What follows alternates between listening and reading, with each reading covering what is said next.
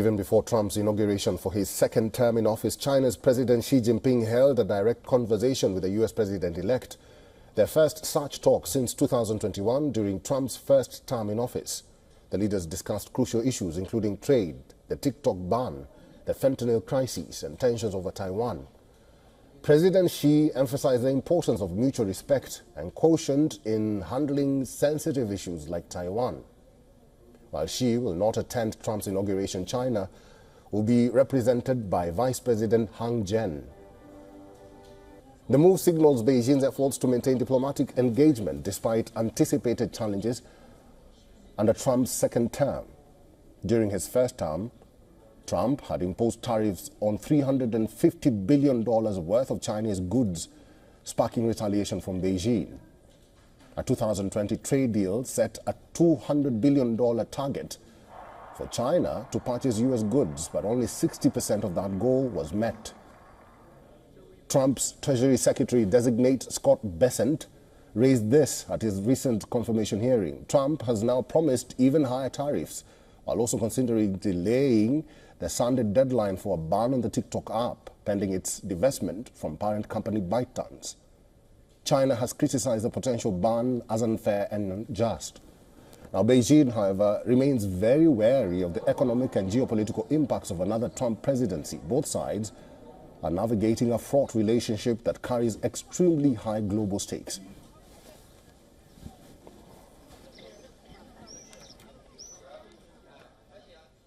Jennifer Zhang is a member of International Press Association and host of Inconvenient Truths by Jennifer Zhang, which aims at fostering and offering first-hand info and unique insights about China and the CCP. Ms. Jennifer is now joining us live from New York. Thank you very much for your time and welcome. I think what's on everyone's mind right now is TikTok. China has criticized the potential ban as unfair and unjust, despite the U.S. Supreme Court going ahead and even banning it. Ms. Zhang, do you think TikTok will be a catalyst of the U.S. mending bridges with China? I think we should look at this issue from a bigger perspective.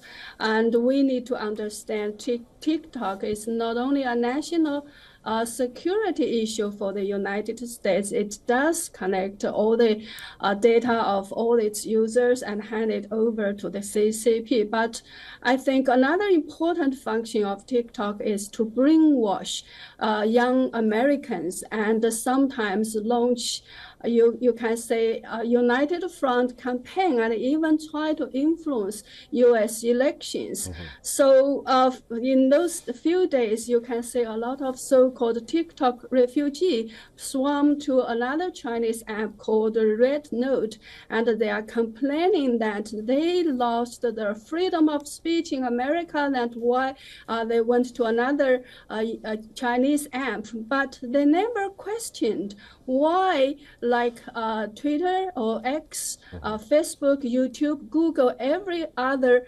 U.S. app, social media platforms are banned in China, and they never experienced the very strict censorship of all Chinese social media app like WeChat. If you say anything sensitive, you got either censored immediately or your account got banned immediately. So overall, TikTok is one of the Chinese Communist Party's very, I think, widespreading unrestricted warfare against the U.S. and also against the free world. So we should look at this issue from this angle. It's not just a simple like a platform as a social media app for young Americans to play with. It is the CCP's unrestricted warfare, a very important tool against the free world.